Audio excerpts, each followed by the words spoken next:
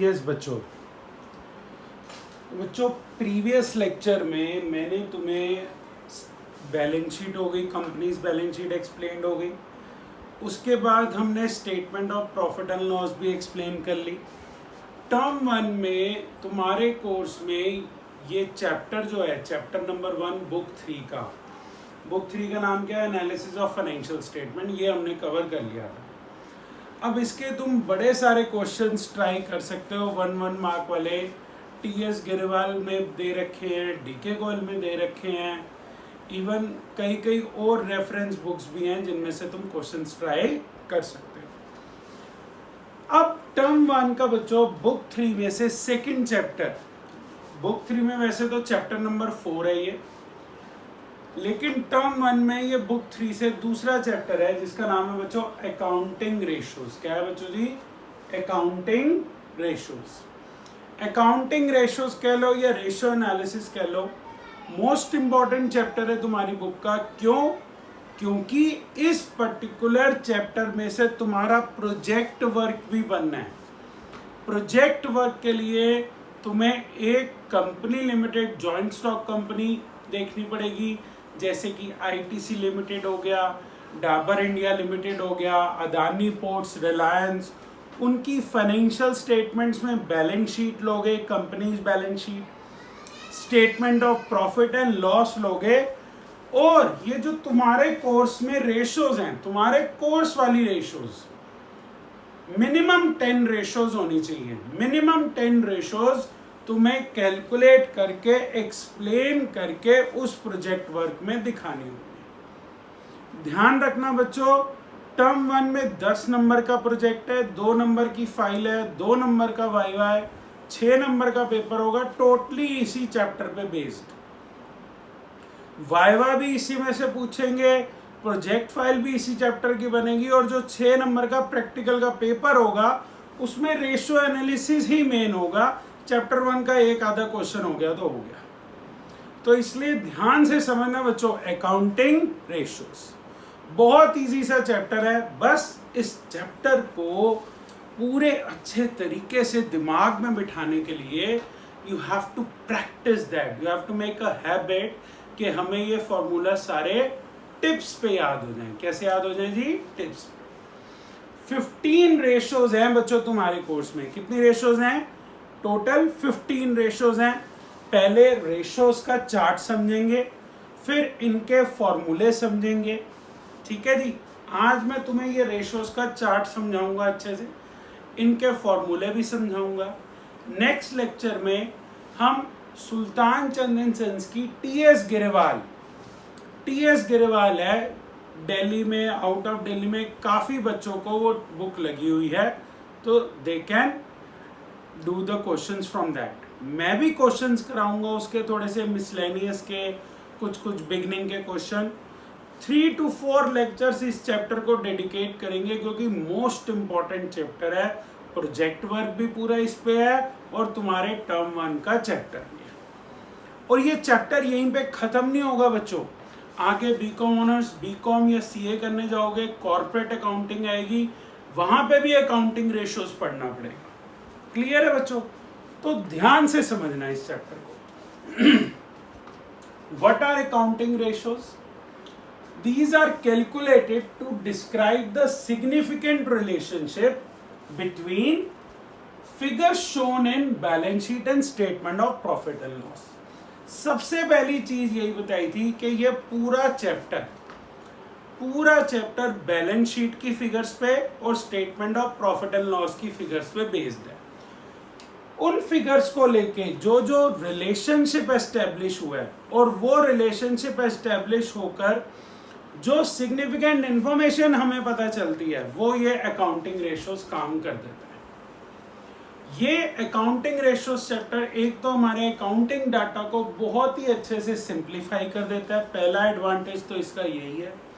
दूसरी चीज, it is the best measure for analysis of financial statement. मेरे इस साल की ग्रॉस प्रॉफिट रेशियो थी 16%, नेक्स्ट ईयर की ग्रॉस प्रॉफिट रेशियो आई कंपनी की 20%, उससे नेक्स्ट ईयर की आई 25%। कंपैरिजन हो गया ना। मुझे ग्रॉस प्रॉफिट स्पेसिफिकली जाके चेक करने की जरूरत नहीं है, मैं रेशियो एनालिसिस से परसेंटेज चेक कर लूँगा। मेरी करंट रेशियो इस साल की इतनी थी, इस 3 महीने की इतनी थी, उस 3 महीने की इतनी थी, इजी टू कंपैरिजन भी है। तो इसलिए ये चैप्टर मोस्ट इंपॉर्टेंट है, best way to analyse the financial statements है बच्चों। आगे बढ़ते हैं। तुम्हारे कोर्स में अकाउंटिंग रेशियोज के अंदर 4 टाइप की रेशियोज हैं। सबसे पहले होता है लिक्विडिटी रेशियोज, फिर है बच्चों solvency ratios, then we have turnover और activity ratios, then we have profitability ratios. Liquidity ratios, solvency ratios, turnover ratios को एक्टिविटी रेशियोज भी बोलते हैं, और प्रॉफिटेबिलिटी रेशियोज आ गया चौथा। अब ध्यान से देखो बच्चों, सबसे पहले जो आती है वो आती है तुम्हारी बच्चों लिक्विडिटी रेशियोज। क्या आती है बच्चों? Liquidity ratios. To know the short term solvency, short term solvency position of a company के लिए हम लिक्विडिटी रेशियोज कैलकुलेट करते हैं। To know the short term solvency position, short term solvency position के साथ साथ कभी कभार ये भी बोल देते हैं that the company would be able to meet its current obligations। क्या कंपनी अपनी करंट ऑब्लिगेशंस को मीट कर पाएगी? उसके लिए क्या कैलकुलेट करते हैं बच्चों? Liquidity ratios. क्या कैलकुलेट करते हैं जी? Liquidity ratios. 2 रेशियोज आती हैं, एक है बच्चों करंट रेशियो, एक है बच्चों लिक्विड रेशियो। प्योर रेशियो की फॉर्म में कैलकुलेट हो रही है, बचपन में पढ़ा था, रेशियोज का चैप्टर मैथ्स में भी था। Pure ratio is 2:1, 1:1। ठीक है जी। एक रेशियो एक्सप्लेन होती है टाइम्स में, वो एक्टिविटी रेशियोज होती हैं 3 टाइम्स, 4 टाइम्स, 5 टाइम्स। एक एक्सप्लेन होती है बच्चों परसेंटेज में 20%, 30%, 40%। एक होती है फ्रैक्शन में, अगर याद हो तो फ्रैक्शन में भी करते हैं। दूसरी चीज जो समझने वाली है, सबसे पहले समझते हैं बच्चों करंट रेशियो और लिक्विड रेशियो के बारे में। लिक्विडिटी रेशियो तुम्हें बताया शॉर्ट टर्म सॉल्वेंसी पोजीशन को अच्छे से बताता है। ऐसे ही अगर मैं सॉल्वेंसी पोजीशन की बात करूं, अगर मैं सॉल्वेंसी रेशियो की बात करूं, तो solvency ratios long term solvency position में को पता लगाने में, को डिटरमिन करने में हमें हेल्प करती है। 4 रेशियोज आती हैं, डेप्ट equity ratio, total assets to dept ratio, proprietary ratio, interest coverage ratio. ये पहली 3 रेशियोज तो प्योर रेशियो की फॉर्म है, 2:1, 3:1, 1:2, इस तरीके से। इंटरेस्ट कवरेज रेशियो सिर्फ टाइम्स में निकलता है, इसे एक्सप्लेन करेंगे। ठीक है जी। ये सॉल्वेंसी रेशियोज की बात हुई। तीसरी आई बच्चों टर्नओवर और activity ratios. Activity ratios most important ratio है। ये रेशियोज बताती हैं क्या हम अपने रिसोर्सेज को अच्छे ढंग से यूज कर पा रहे हैं, पहली चीज। दूसरी चीज बताती है कि कंपनी की ऑपरेशनल एफिशिएंसी, क्या बोला बच्चों? कंपनी की ऑपरेशनल एफिशिएंसी को डिटरमिन करने के लिए हम क्या कैलकुलेट करते हैं बच्चों? ये टर्नओवर रेशियोज 4 हैं तुम्हारे कोर्स में। Inventory turnover ratio, trade receivable turnover ratio, trade payables turnover ratio, working capital turnover ratio. ये टर्नओवर रेशियोज टाइम्स में निकलती हैं। किस में निकलती हैं बच्चों? टाइम्स में। लास्ट आता है बच्चों प्रॉफिटेबिलिटी रेशियोज का।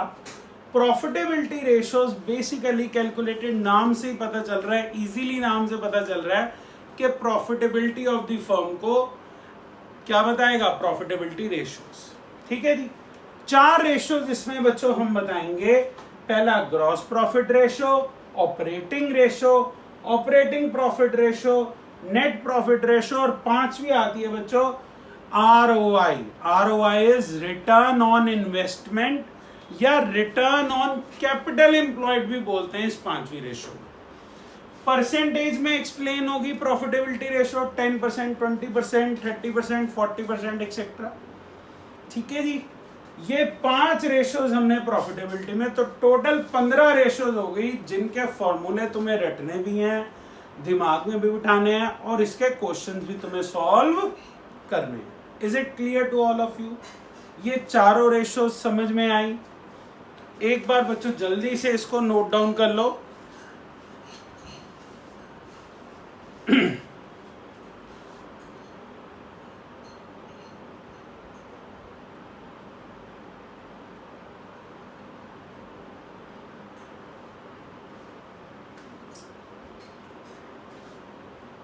स्क्रीनशॉट ले लो, नोट डाउन करते रहना। नेक्स्ट आगे बढ़ते हैं बच्चों, एक एक करके रेशो उठाते हैं, इनके फॉर्मूले रिवाइज करते हैं, साथ साथ फॉर्मूले देखेंगे। सबसे पहले आती है बच्चों करंट रेशो। क्या आती है बच्चों जी? Current ratio. तो मैं इसको रब कर रहा हूं चार्ट को अपने।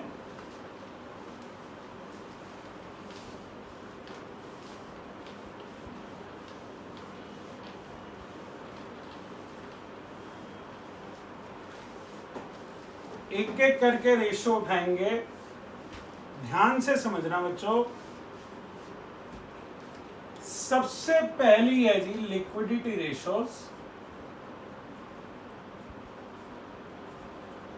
लिक्विडिटी रेशोस में सबसे पहले आती है बच्चों जी करंट रेशो। क्या आती है जी? Current ratio. करंट रेशो का फॉर्मूला बड़ा ही सिंपल है, करंट असेट्स अपॉन में current liabilities. Current assets upon में करंट लायबिलिटीज। आइडियल रेशो तुमसे वाइवा में पूछते हैं बच्चों, what is the ideal ratio of current ratio? Current ratio की आइडियल रेशो है जी 2:1। क्या है बच्चों? 2:1। इसका मतलब that current assets must be double of current liability, at least double of current liabilities। कभी कभार टीचर पूछ रहे थे, मैं एक स्कूल में गया, मैंने कहा 3:1 इज ओके। अगर मेरी करंट रेशो बच्चों 5:1 है, इसका मतलब मेरी current assets are 5 times of current liability. मैंने कहा ये तो बहुत बढ़िया है भाई, इससे बढ़िया बात ही क्या हो सकती है? ठीक है जी, बच्चे ने भी कह दिया हाँ सर, इससे बढ़िया तो बात ही कोई नहीं हो सकती, हमारी करंट असेट्स ही करंट असेट्स बनी हुई है। यहाँ पे बच्चे ये देखना पड़ेगा क्या हम अपने रिसोर्सेज को यूज नहीं कर पा रहे। करंट असेट्स अगर 5 टाइम्स है, इसका मतलब करंट असेट्स बहुत ज्यादा है। हमारे पास जो कैश या कैश इक्विवेलेंट पड़े हुए हैं, हम उसको यूज में नहीं ला पा रहे। हमारे रिसोर्सेज आइडल जा रहे हैं, डेटर से पैसा नहीं निकलवा पा रहे, ट्रेड रिसीवेबल से। स्टॉक हमारा बिक नहीं रहा, ये भी तो रीजन हो सकता है। तो बहुत ज्यादा होना इज नॉट राइट, ध्यान रखना बच्चों।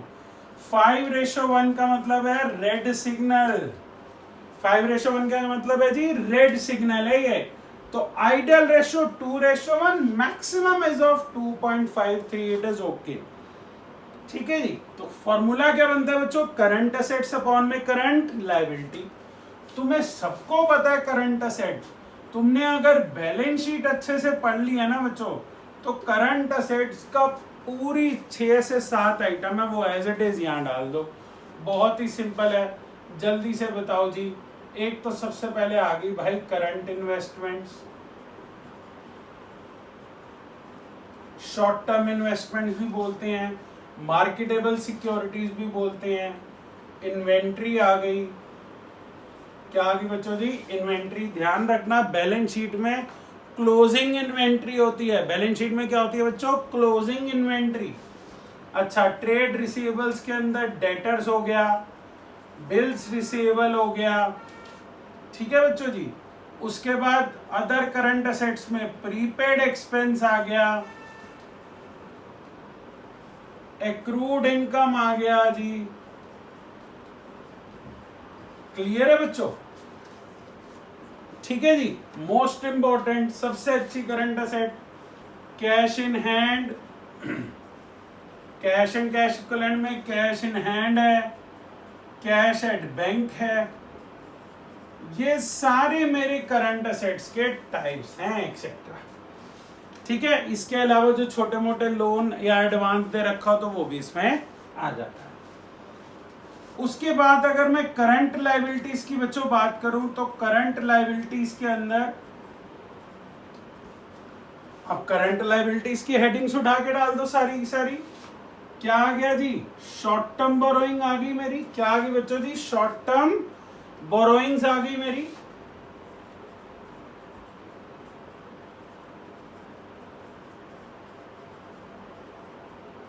अब पूछोगे सर शॉर्ट टर्म बोरोइंग्स तुम्हें बताया था बैलेंस शीट के अंदर की आइटम है कैश क्रेडिट या bank overdraft, bank OD, OD यानी कि ओवरड्राफ्ट। शॉर्ट टर्म बोरोइंग्स के बाद अपना ट्रेड पेएबल्स के अंदर क्रेडिटर्स ले लो, बिल्स पेएबल ले लो। क्रेडिटर्स और बिल्स पेएबल दोनों क्या होते हैं बच्चों जी? ट्रेड पेएबल्स होते हैं। क्या होते हैं बच्चों जी? Trade payables. इसके अलावा आउटस्टैंडिंग एक्सपेंसेस ले लो, आउटस्टैंडिंग एक्सपेंसेस ले लो। Income received in advance, income received in advance बच्चों। Provision for tax, short term provisions, provision for tax short term provision की आइटम है। ये सारी चीजें मेरी करंट लायबिलिटीज में आएंगी बच्चों।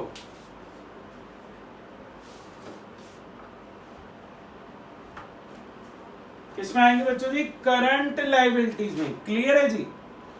ये करंट रेशो हो गई। अब आ जाओ जी दूसरी, लिक्विडिटी रेशोज।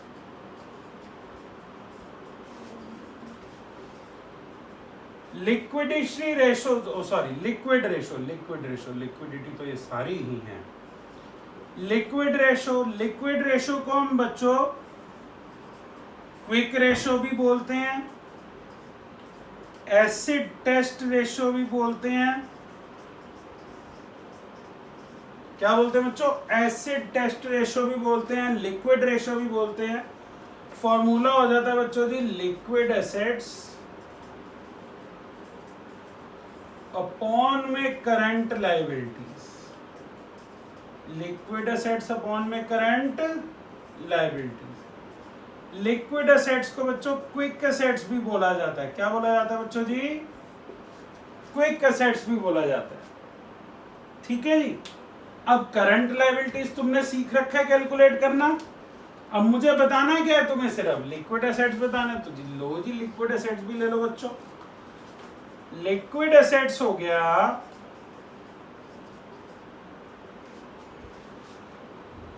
हमने करंट एसेट्स बच्चों कैलकुलेट करा था, तो बस करंट एसेट्स में से माइनस कर दो इन्वेंट्री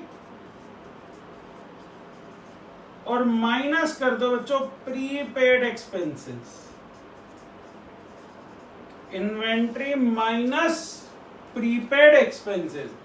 करंट एसेट्स में से माइनस कर दो बच्चों जी इन्वेंट्री और माइनस कर दो बच्चों प्रीपेड एक्सपेंसेस। प्रीपेड एक्सपेंसेस भी माइनस कर दो तो वो लिक्विड एसेट्स आ जाएगी। लिक्विड एसेट्स का दूसरा नाम क्या होता है बच्चों जी? करंट क्विक एसेट्स भी होता है। क्लियर है बच्चों ये फॉर्मूले दोनों? आगे बढ़ते हैं इसी में। लिक्विडिटी रेशोज होगी। अब सॉल्वेंसी रेशोज पे आ जाओ।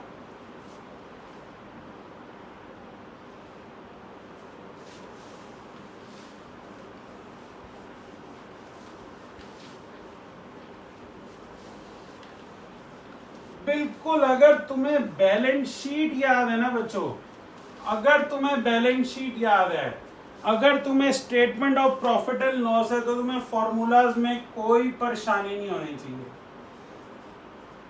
अब सॉल्वेंसी रेशोज देखना, पूरा बैलेंस शीट पे बेस्ड है। जैसे कि अभी लिक्विड रेशो थी, वैसे ये भी पूरा बैलेंस शीट पे बेस्ड है। ध्यान से देखना। सबसे पहली रेशो आई थी debt equity ratio. Debt equity ratio, बड़े सारे फॉर्मूले हैं बच्चों यहाँ पे। फॉर्मूला हो गया जी डेट डिवाइडेड बाय इक्विटी। ठीक है जी, डिवाइडेड बाय इक्विटी। और डेट इक्विटी रेशियो में क्या है बच्चों? ध्यान से समझना। ये जो डेट है, ऊपर वाली जो डेट है बच्चों, इसका मतलब है जी लॉन्ग टर्म डेट। क्या है बच्चों जी? Long term date. क्या है बेटा जी? लॉन्ग टर्म डेट है। ठीक है जी। डेट दो प्रकार की होती हैं, एक शॉर्ट टर्म जिसे हम करंट लाइबिलिटीज बोलते हैं, एक लॉन्ग टर्म जो हमारी लॉन्ग टर्म बोरोइंग्स होती हैं। क्या होती है? लॉन्ग टर्म बोरोइंग्स या लॉन्ग टर्म प्रोविजंस जो होते हैं हमारे। यहां पे डेट इक्विटी रेशियो के अंदर अगर मैं लॉन्ग टर्म डेट लेता हूं तो मेरा इसका फॉर्मूला बन जाता है बच्चों लॉन्ग टर्म बोरोइंग्स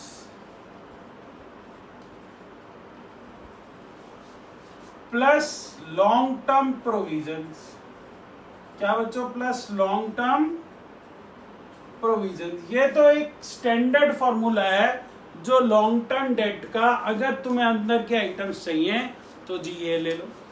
अब लॉन्ग टर्म बोरोइंग तुम्हें मैंने बताया हुआ है क्या क्या आता है लॉन्ग टर्म बोरोइंग में बच्चों। डिबेंचर्स आते हैं, लोन आते हैं, बॉन्ड्स आता है, पब्लिक डिपॉजिट्स आता है। ये सारी आइटम मेरी लॉन्ग टर्म बोरोइंग्स में इंक्लूडेड है। अब अगर मैं बात करूं इक्विटी की, इक्विटी को हम शेयर होल्डर्स फंड भी कहते हैं। याद है बच्चों इक्विटी में सिर्फ 3 आइटमें थी, share capital, reserve and surplus, money received against share warrants. क्या थी बच्चों last? Money received against share warrants. अच्छा, तुम्हें बताया था बैलेंस शीट की एक्सप्लेनेशन के टाइम पे कि money received against share warrants की अकाउंटिंग नहीं आएगी तुम्हें 12th क्लास में। तो यहां पे इक्विटी और शेयर होल्डर्स फंड का फॉर्मूला क्या हो गया बच्चों जी? Share capital plus reserves and surplus. क्या बच्चों? Plus reserves and surplus. Share capital plus reserves and surplus. Share capital में equity share capital, preference share capital, reserve and surplus तुम्हें एक्सप्लेन करे हुए 10 टाइप के रिजर्व थे। General reserve, contingency reserve, profit and loss का surplus हो गया, workman compensation reserve, debenture redemption reserve, capital reserve हो गया, कैपिटल रिडम्पशन रिजर्व हो गया, रीवैल्यूएशन रिजर्व हो गया, share option, any other specific reserve. सारे आउट ऑफ प्रॉफिट ही तो बने हुए हैं। अब जो आउट ऑफ प्रॉफिट बने हुए हैं तो वो तो हमारी कैपिटल का ही पार्ट हो गया एक तरीके से। तो इक्विटी का फॉर्मूला क्या हो जाएगा? Share capital plus reserves and surplus. ठीक है बच्चों, अब ये तो बड़े स्टैंडर्ड के फॉर्मूले हो गए। अब देखो इसके एडजॉइनिंग फॉर्मूले, ध्यान से देखना बच्चों। एक होती है बच्चों टोटल डेट। क्या होती है बच्चों जी? Total debt. टोटल डेट तुम्हें बताया था 2 टाइप की डेट होती है, अभी बताया था। एक तो हो गया जी long term debt plus current liabilities. क्या कहूंगा बच्चों? Plus current liabilities. Current liabilities short term डेब्ट हो जाएगी।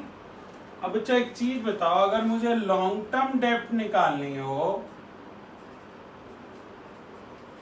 तो मैं क्या करूंगा? टोटल डेट में से मैं सीधा मेरी करंट लाइबिलिटी को माइनस कर दूंगा। क्या कर दूंगा? करंट लाइबिलिटीज को माइनस।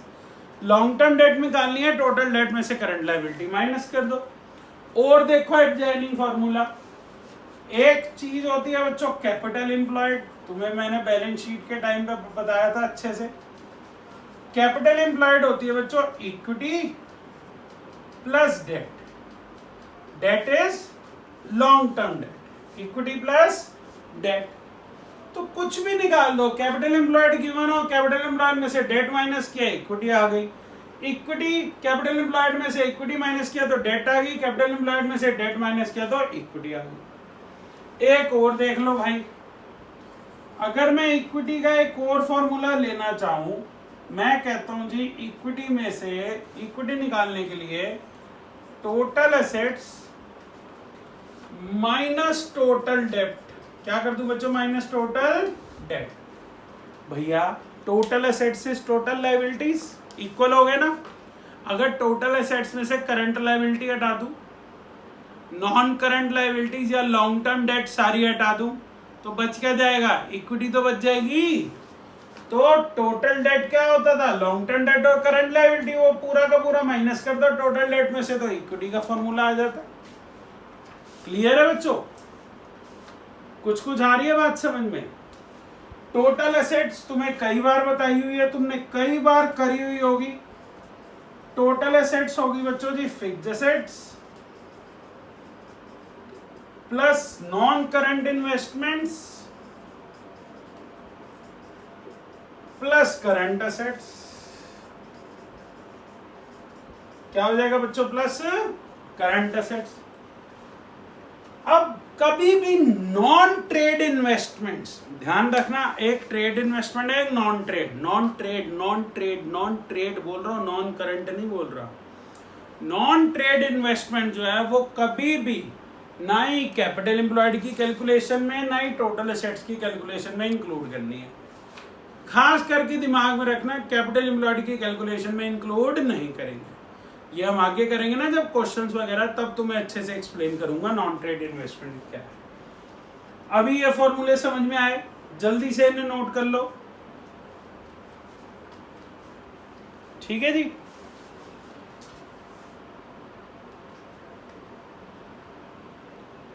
ये एडजॉइनिंग फॉर्मूलाज हो गए तुम्हारे, जो इस पूरी सॉल्वेंसी रेशियोज में यूज होंगे। अब देखो, मेरी जो नेक्स्ट रेशो है, क्या है बच्चों? मेरी जो नेक्स्ट रेशो है, नेक्स्ट रेशो क्या है जी? टोटल एसेट्स टू डेब्ट ratio. Total assets to debt ratio. Total assets to debt ratio क्या होगी जी? टोटल एसेट्स अपॉन में लॉन्ग टर्म डेब्ट या डेट। ये भी प्योर रेशो की फॉर्म है। तीसरी रेशो क्या है? प्रोप्राइटरी रेशो है जी। प्रोप्राइटरी रेशो में बहुत ही सिंपल सा फॉर्मूला है, इक्विटी अपॉन में टोटल एसेट्स। दोनों चीजें कैलकुलेट करना सीख रखा नहीं सीख रखा? इक्विटी को हम शेयर होल्डर्स फंड भी बोलते हैं बच्चों, दिमाग में रखना इस चीज के बारे में। Equity share holders fund upon में टोटल असेट्स। क्लियर है बच्चों? ये तीन फॉर्मूले हो गए सॉल्वेंसी रेशोज के। अब आगे देखो ध्यान से, चौथा फॉर्मूला। इन फॉर्मूलाज का यूज अब इसके फोर्थ फॉर्मूले में नहीं है। फोर्थ फॉर्मूला है भाई interest coverage ratio. Interest coverage ratio. बड़े हो जाओगे, थोड़ा सा अकाउंट्स को समझना शुरू हो जाओगे। अभी तो सिर्फ इसलिए पढ़ रहे हो कि 12th क्लास है और पढ़ना है, ठीक है नहीं? थोड़े से बड़े हो गए, सीए भी करोगे, बी कॉमर्स, तो तुम्हें अकाउंट्स को अच्छे से समझना पड़ेगा। एक डेप्ट कवरेज रेशो भी आएगी, एक टोटल डेट कवरेज रेशो भी आएगी, डेट सर्विस कवरेज रेशो भी आएगी, बहुत सारी रेशोज आएंगी। अब ये इंटरेस्ट कवरेज रेशो क्या है? ये बताती है क्या हमारा प्रॉफिट इतना है कि भाई वो सारा जो हम अपनी डेट पर, जैसे कि डिबेंचर्स पर, लोन पर, ऐसी फ्री में तो तुम्हारे अंकल नहीं है ना दे के चले जाएंगे तुम्हें, ऐसा तो नहीं है ना। जो डेट पर, लोन पर जो इंटरेस्ट पे करना है, क्या हमारा प्रॉफिट इतना है कि इन सबको कवर कर लेगा, पूरे इंटरेस्ट को कवर कर लेगा? तो ये बताता है जी इंटरेस्ट कवरेज रेशो। ध्यान से देखो जी फॉर्मूला। फॉर्मूला क्या है जी? Net profit before interest and tax divided by interest paid on borrowings. Interest paid on borrowings. Clear है बच्चों? ये सिर्फ टाइम्स में निकलता है, जितना हायर उतना अच्छा। नेट प्रॉफिट जितना ज्यादा होगा हमारे इंटरेस्ट पेड से, उतना अच्छा है ना। तो इंटरेस्ट कवरेज रेशो जितनी ज्यादा होगी उतनी हमारी कंपनी के लिए अच्छा है भाई। क्या हम अपने इंटरेस्ट को भी पूरा पे कर पा रहे हैं और हमारे अपने लिए भी प्रॉफिट जो है वो बच रहा है बाद के लिए, ठीक है जी। सिर्फ ये टाइम्स में निकलेगा, बाकी तीनों रेशोज प्योर रेशो की फॉर्म में। क्लियर है बच्चों? ये सॉल्वेंसी रेशोज तक हमने समझा इस लेक्चर में। अगले लेक्चर में बाकी की दो रेशोज बताता हूं, ठीक है जी। और उसके साथ साथ कुछ रेशोज के क्वेश्चन भी शुरू कर देंगे। क्लियर है बच्चों?